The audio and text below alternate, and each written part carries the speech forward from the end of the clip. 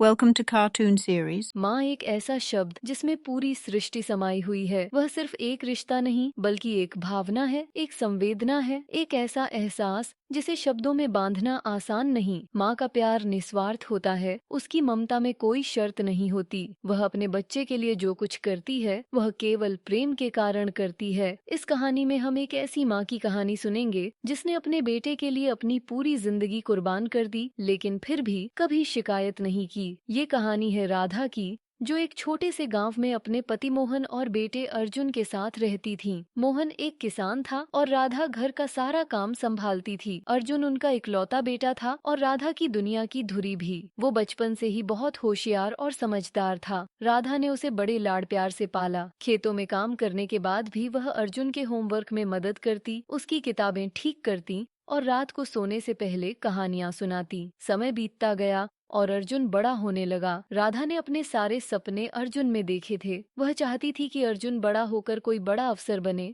ताकि उसे वह जीवन मिले जो राधा और मोहन नहीं जी सके। मोहन के पास ज्यादा पैसे नहीं थे, लेकिन उन्होंने अर्जुन की पढ़ाई में कोई कमी नहीं आने दी। राधा ने अपने गहने बेच दिए ताकि अर्जुन को शहर के अच्छे स्कूल में भेजा जा सके। जब अर्जुन शहर गया तो राधा की आंखों में आंसू थे, लेकिन साथ ही एक चमक भी थी, अपने बेटे के उज्जवल भविष्य की उम्मीद। शहर की जिंदगी आसान नहीं थी, लेकिन अर्जुन मेहनती था। उसने अच्छे अंकों से परीक्षा पास की और एक बड़ी कंपनी में नौकरी पाली। उसकी सफलता की खबर जब गांव पहुंची तो राधा और मोहन की खुशी का ठिकाना नहीं रहा। अर्जुन अब महीने की मोटी तनख्वाह पाता था और शहर में एक शानदार फ्लैट में रहता था। राधा को पूरा यकीन था कि अब उसका बेटा उसे और मोहन को अपने पास बुला लेगा और उन्हें आराम की जिंदगी देगा। लेकिन समय बीतता गया और अर्जुन का स्वभाव बदलने लगा। वह अब माँ बाप से कम बात करता, फोन पर भी जल्दी में बात करता। एक दिन राधा ने अर्जुन से कहा, बेटा अब तो तू अच्छा कमा रहा है, क्या हम लोग भी तेरे पास आ जाएं? अर्जुन ने बहाना बनाया कि शहर में जगह नहीं है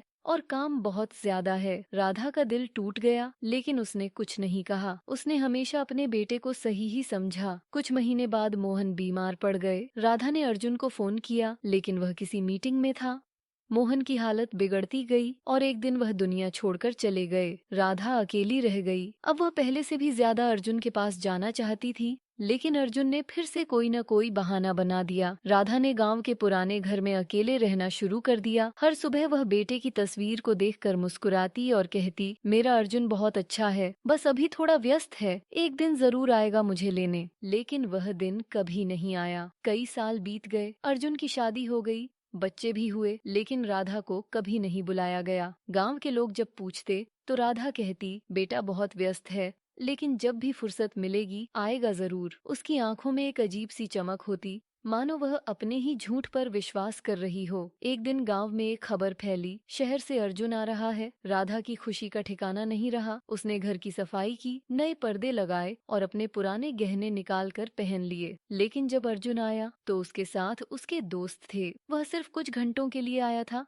किसी काम से। राधा दौड़कर उसके पास गई, उसे गले लगाने की कोशिश की, लेकिन अर्जुन ने संकोच में पीछे हटते हुए कहा, माँ मेरे दोस्त हैं, थोड़ी तमीज रखो। राधा स्तब्ध रह गई, लेकिन मुस्कुराई और बोली, ठीक है बेटा, अंदर आओ, खाना तैयार है। अर्जुन ने कहा, नहीं माँ, हम होटल में खा चुके हैं, बस जरा सामान लेने आया हूँ। वह अपने पुराने कमरे से कुछ सामान लेकर चला गया। राधा दरवाजे पर खड़ी रही जब तक उसकी गाड़ी ओझल नहीं हो गई। उसकी आंखों में अब आंसू नहीं थे, बस एक स्थिरता थी, एक खालीपन। उसने अंदर जाकर अपनी साड़ी उतारी, गहने रख दिए और चुपचाप खिड़की के पास बैठ गई। वह जानती थी कि उसका बेटा अब कभी वापस नहीं आएगा, लेकिन फिर भी हर सुबह उसकी आंखें दरवाजे की तरफ उठ जातीं। उसका प्यार अब भी वैसा ही था, बस इंतजार खत्म हो गया था। माँ का प्यार ऐसा ही होता है, निस्वार्थ, अटूट और अनंत। वह अपने बच्चे से कुछ नहीं मांगती, बस उसका साथ चाहती है। यह कहानी हर उस माँ की है जो अपने बच्चों के लिए जीती है, बिना किसी उम्मीद के।